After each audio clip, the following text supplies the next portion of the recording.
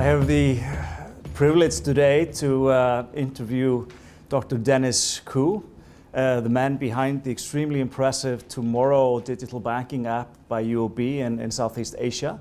Us at Meniga, we've been working with banks as innovation partners for over a decade. We've been privileged to be part of many digital banking transformations or new digital banking projects.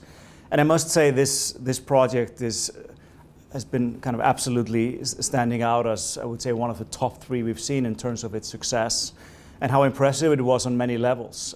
Attention to detail, quality of execution, clarity of vision and business plan. It's a treasure trove of lessons for doing that project. And after you took on that really impressive project, you left the bank to write books about it. And first, Driving Digital Transformation, the story of tomorrow. And now the Digital Transformation Playbook for banks. So if we start there by you introducing yourself and telling us why did you write about this topic and why is digital transformation so important for banks right now? Well, first, thank you very much for the opportunity to share my learnings. I think number one, the reason I felt it was a good time to introduce a new playbook was fundamentally because if you look all around, the failure rates are very high in any transformation, in any industry, anywhere in the world. And I think the main thing I felt was missing was a holistic approach. Being able to look at the customer angle, the business angle, the capabilities angle, and the people and leadership angle, and then putting it all together because in a way it's like making soup. You've got all these ingredients, right? And you've got to throw everything together. But if you don't think about how you're going to throw everything together, then the soup could taste awful. So I think I felt that I could make a contribution, and if I could make this pervasive, it could help companies throughout the world. No, that's a very noble mission, and we relate strongly to this at Meniga. We've been part of so many projects, and the failure rate, as you say, is quite substantial. So if we start there, why, in your opinion, what are the biggest mistakes or causes of these failure rates in these big digital projects in banks or generally speaking? So the 5 biggest reasons in our research for failure, number one is really focusing or over-focusing in many cases on the solution. For example, if you say that, okay, we want the latest and greatest, right? And you go out there and implement the latest and greatest, but you actually don't know what problem you're solving. That's going to be very problematic because different problems require different solutions. And as I was having a conversation with you earlier, right? You also want to implement the simplest solution because sometimes the most sophisticated solution is also the most problematic solution, not just for you, but for the customer. And then, if you are sufficiently problem orientation is good, right? That means you understand the customer's problem better than the customer. You have to deal with the inherent complexity of incumbent organizations, right? You've got existing paradigms, existing thinking, existing processes, existing investments, all that baggage that forces you to do things in a certain way. And so navigating that complexity, I think, is extremely challenging. And it often are circular problems. One thing affects another, comes back and affects initially what you intended to do. So understanding that is very critical, not to get mired and trapped in that complexity. And if you can solve those two, then I think there are many ideas in the world, but very few ideas make it to an innovation because you've got to consider that the customer wants it and wants to pay for it, that's desirable. You've got to consider that it's got to make money at some stage in line with your risk appetite, and that's all about viability. And then you've got to have a high probability you can pull it off and bring it to success, right? And that's really about feasibility. And I think the last two are interesting in the sense that, number one, digital transformation does itself a disfavor because there's no such thing as digital transformation. If you're going to transform a company, you need to work on people, you need to work on process, you need to work on technology, yes, but it's holistically trying to intertwine all three together, right? People, process, technology. And a lot of companies just aren't doing that because they get too enamored by the digital part and they forget that there's a lot of people involved, there's a lot of process involved. No, I think that is such an important message, and that according to our experience is spot on. The project that we've seen been successful, that we've been part of, including the Tomorrow project, is where there's really careful thought about the process or the organizational design. Yes. And it's not as simple as, okay, I'm building a new digital bank, now I'm just going to hire a kind of a startup and put them in a separate building. Exactly. It's much more complicated. So can you give some more color and give examples of how you modify the organizational design to increase the chances of success? But the first thing I did actually, when I was given this challenge in 2017, the first thing I thought through was, what kind of DNA do you need, right? What are you trying to do and what kind of DNA you need? So one thing that was very apparent is that we would need great process abilities, right? And at that time, we had process people, but we didn't have a senior enough person. So the first thing to do was to really look for a very senior person, and I basically clubbed the experience piece, the service piece, the process piece under this individual. And in our structure back then, it was a bit unusual. So people couldn't understand how you're going to, divorce all these pieces from the product, because it used to belong, in the product area. So that was one of the first things that I considered. And of course, then we also looked at what were the other things that, in terms of capabilities, right, that we needed. We didn't have enough people who understood agile development.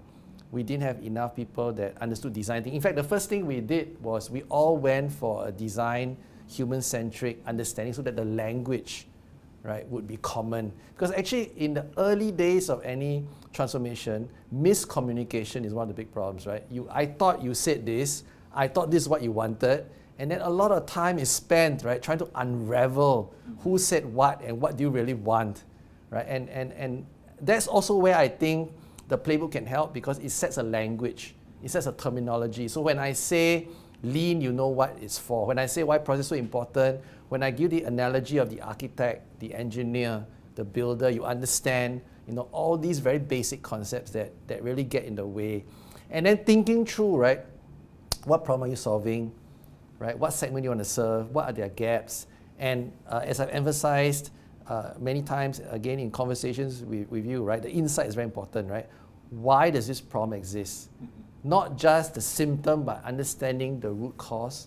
I think that those are very pivotal considerations that need to go in very early. Because some things, right, I always believe that thinking about how you can pivot very quickly is taken to too much of an extreme. Startups pivot because they have no choice. They'll go out of business if they don't pivot, right? They are a solution to some other problem. If you're an existing company, do you really want to be in a position of having to pivot so often? No, because pivoting is something you do when you have no choice. So it's better to think through some of these key considerations and pivot only when you really have to, because you got it, quite off. Yeah. No, I like that. This is like almost an engineering discipline to designing the process in the organization to make sure things actually happen, and communication, misunderstandings are prevented, and so on. That is one of the things, right, that I always raise an example, and I think you heard this in our conversation earlier, right?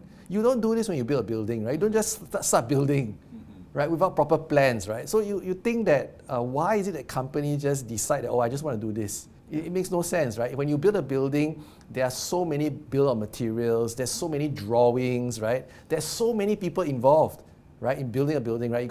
You got the electrical people, you got the mechanical people, you've got interior designer, you've got the people who are going to lay the bricks, put together the entire foundation. And if you contrast it, right, business transformations are as complex as building a building.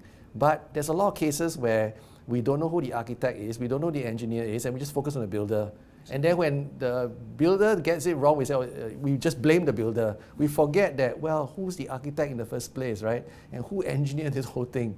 And on getting the right architects and builders and designers, how important is finding talent and closing the talent gap, and how do you go about that? One thing that struck me with Tomorrow was, as I mentioned in the intro, very much clarity of vision and business plan. Like, we're going after 100 million people in the that are forecast to enter the markets in these 5 countries over the next 5 years or something like that, and like very clear principles how we're going to do that. I'm sure that's appealing. That's kind of a project that people are drawn to. How big of a factor is it to create a strong vision to attract talent, both internally and externally? I would say that 3 points are very important there, right? The first is what you already articulated, right? Strategy and vision is as much about what you want to do, and also it's about what you don't want to do. Because a lot of times now when you don't know what you want to do everything. And when you want to do everything, you end up doing nothing. And your story is not clear because when you attempt to tell your story, it's all over the place, right? And people are generally attracted by a great story, right? A lot of builders, they're not just here for the money, right? I mean, if you're just going to pay someone, right, to do a job, then sometimes you don't attract the builders because the builders want meaning, right? So being very clear, being very focused, and being able to tell them that this is an opportunity of a lifetime, right, to change something, to build something that you can be proud of, that is very important. So that narrative is directly connected to the clarity and you know what you want to do and what you don't want to do, right, need to be very clear. And a lot of times you don't spend enough time doing that, right? And then when you got those 2 pieces together, I think the part you mentioned, talent is always very scarce, right? And you yourself mentioned that, you know, it's quite hard to find talent. It's quite hard to find talent everywhere. I think for the next 10, 20 years, people who know business, people who know technology, coders, right, designers, I think they'll always be in short supply. So one of the things I advocate is that a lot of times you're just hiring based on experience, right? If you want to resolve this talent issue, we have to begin to hire based on innate gifts, innate talents, right? So what is really design about? Design is about consideration. So in an interview, you would then ask the candidate, right, okay, if you're going to do this, right, tell me the considerations. And someone who can't answer the question, right, doesn't know what the considerations, then you know the person's a poor designer. No matter what his CV says, right, that he was a designer, right, in this company, you want to think twice about hiring. But someone who isn't a designer, maybe was assisting in the design, but was not directly involved, but could tell you, right, these are the considerations, right, that you need to think through. Then you might want to give this person a shot at the job, right? Because if you're just going to focus on people with direct experience, then it's very hard. It becomes very pricey, right? Because everybody's bidding for those resources. So I think one way is to begin to think through what are the qualities you want. And often I find very fundamental things, right? The job description is not clear, right? What is this person going to do? And if you don't know what this person is going to do, then you don't know the qualities. If you don't know the qualities, then you don't know the interview. If you don't know the interview process, then you don't know who you're going to end up in the first place, right? So you need to have this mix of internal and external stuff, right? Because that's the best combination, right? People who know the internal workings, people are going to bring external methods, external ways of working, and then probably you just cannot just afford to hire based on experience. You've got to hire based on what are the qualities you're looking for, and is this very abundant in the person that you're interviewing? Yes, very interesting. Another thing you talk about in your book is that the challenge is often not the what or the why. A lot of organizations realize that you need to embark on digital journeys, and the why is even kind of often clear these days. But the problem lies in the how. Yes. How do you build the execution capability? And as a founder of software companies, I relate to that. Like the idea or the vision, yes, it's important, but it's 95% the execution. Can you just execute relentlessly and better? Yeah. So can you speak to that? How do you know when you have the required level of execution and the process in place? How do you measure the execution capability or the if you have the how in place? So, I mean, if I kind of think of it in a more simplistic way, right? I look at it from 2 axes, right? One is this decision reversible? Some decisions are not reversible, right? Again, using a construction or building analogy, right? Once you've decided where the electrical, plumbing, the toilets are in a building, right? It's very difficult to then say, let's relocate all of them because they're too far away, right? So similarly, if you're going to make a decision, for example, we're going to use transactional data. We're going to use transactional data to create insights. You cannot later then say, no, transactional data isn't enough. We're going to add marketing data, right? So if the decision is not reversible easily, a simple way to work on it is to deliberate it extensively. And sometimes I think speed, right? All this thing about, okay, we want to be first, right? It's also overrated, right? Because by doing things so fast, right, you don't actually understand where the toilet should be. You don't understand where the staircase should be, right? Imagine an architect that just doesn't consider where the volume of traffic needs to be funneled in the building, right? It's a disaster because you're going to have to wait for the lifts forever, right? And these all come from very important considerations about, you know, how things are put together. Yeah. So in things that are not reversible, then I think really focus on it. Then the impact, right, is a big impact. And so the executive team need to spend their time on things that are not reversible and high impact. And then you still, using that method, allow the rest of the talent you have to focus on small things where you can experiment. And I think to cap off this question, right, how become the differentiator today? Because the problem is that today everybody knows why. Why do you need to digitize? Why do you need to transform? Everybody knows the answer to that, right? Because you need to be more competitive, because your customers are doing it, because your competitors entering your field from other industries. The problem is that by the time you are in a senior position, you've forgotten how. And that's part of the relearning process, right? And therefore people with growth mindset, they take on the jobs by looking at the curiosity of it, right? Let me find out how this was done, right? It's been many years since, you know, I've gotten into it, right? But here's an opportunity to learn again. And that's how, you know, you can get into the details and get into a position not to answer the question, because that's not your job as a senior executive, right?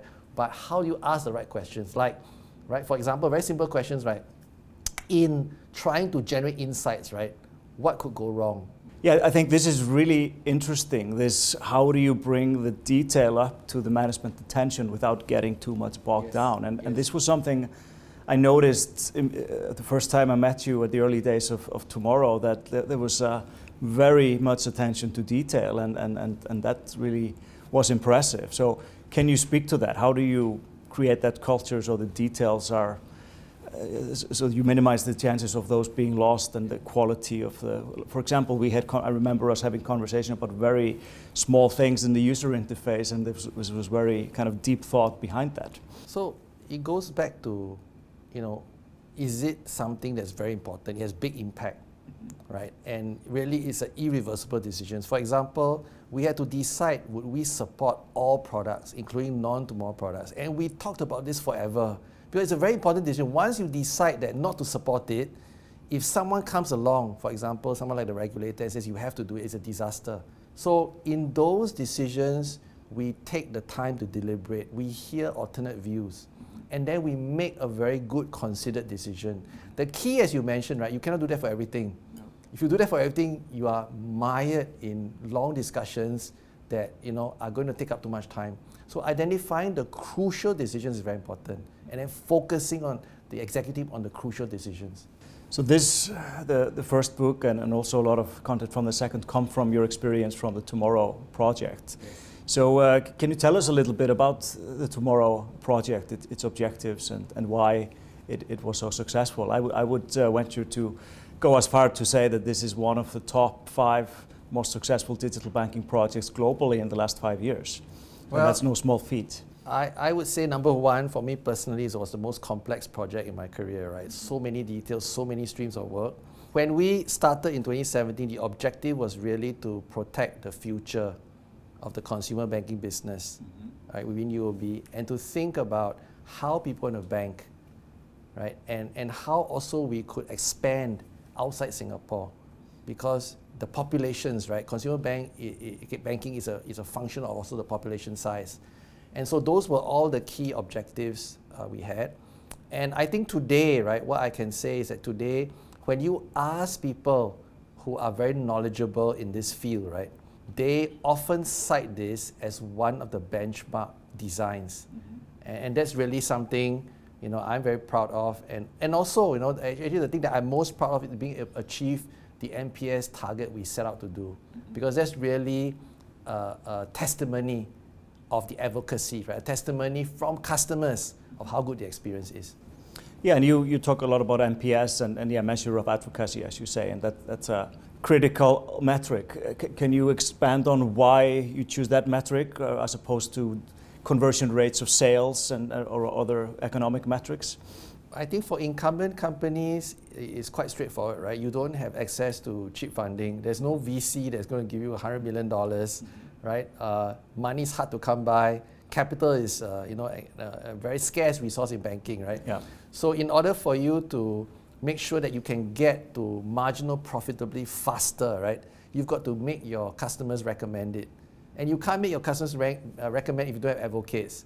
And you can't have high rate of advocacy if your NPS score is very low. So it's actually a chain that's all connected to that fundamental premise that, look, I need to try to get to marginal profitability fast. Otherwise, the incumbent company will start to think that, well, it's bleeding too much money and we're going to have to stop funding it. So that was built into the way we went about doing it. Yeah, that's very interesting.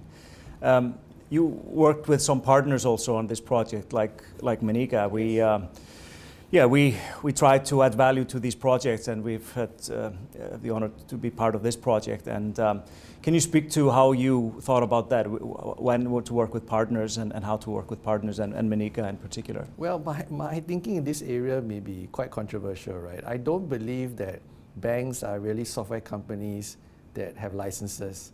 I think actually, in actual fact, banks don't write good software, right? Fundamentally, bank technology is about integrating. A typical large regional bank probably has 100 systems, probably 200 systems, and it's all integrated together, right? And often there's so many projects going on in a bank because there's so much pressure to really modernize, lower cost, improve experience, that you really don't keep track of the code properly.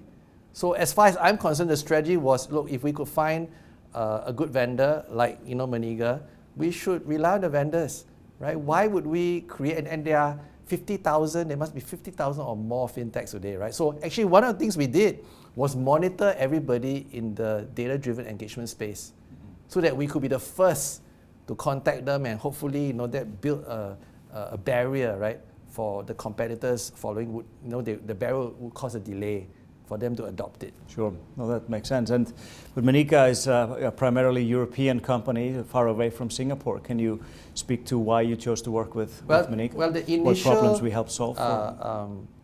Premise, right? And this was a few years ago, right? You guys have a much fuller solution right now, right? Mm-hmm. But a few years ago, we were looking really for categorization capability, and based on my philosophy, I didn't want to build it, right?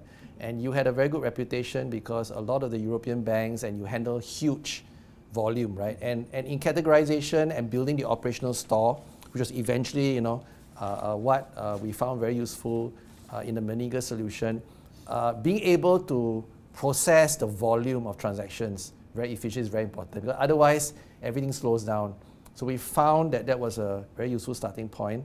And from there, of course, then we, once we had that initial entry point, we began to also look at other solutions that you had. But that was the key decision point back in 2017, 2018. Yes, thank you. So many interesting things about this project. One is, I know you worked with, you think about it in getting the basics right, having it really simple and easy to use and delighting the customer, and then data-driven insights. But you think of that in a general way. And there's considerable real estate in this app that is about telling people something interesting, something they don't know, the insights part, if you will. Yes. How do you think about that? Is that directly to keep it fresh and engaging, or is it to directly sell things and better recommend your products? How do you think about those? So I think there's an interesting insight here in the sense that when I compare and contrast banks as utility companies, right? Because we offer a very basic, fundamental service that everybody needs, right? Today, the better you are in your experience, the more invisible you are, right? And the more invisible you are, the less chance there is for engagement, for conversations, right? And without conversations, you really can't expand the relationship and sell more, right? And of course, we need to sell more because we need to grow. So there needs to be then a real consideration for doing that invisible part, right? That transactional banking, that fundamental baseline very well.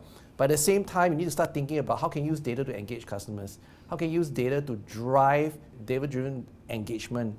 And from there, you get the proactivity of being able to prevent problems from even occurring before the customer even knows it in some cases. So being able to actually organize that together, the invisible part and the visible part of banking, and orchestrate it well, I think that's absolutely critical to any financial institution today.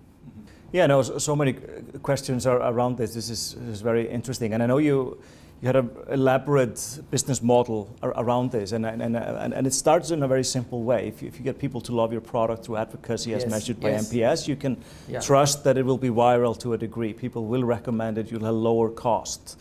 And then also, if you do the data-driven, you can recommend things in a more personalized, relevant way. And I think one aspect of that, right, that you're mentioning, because sometimes when you think too much of selling stuff, because selling is not a customer-centric event. No, exactly. Right? Experience is a customer-centric event. So when you think of giving customers great experience, they naturally buy stuff from you. But when you focus on selling too much, sometimes you neglect the experience.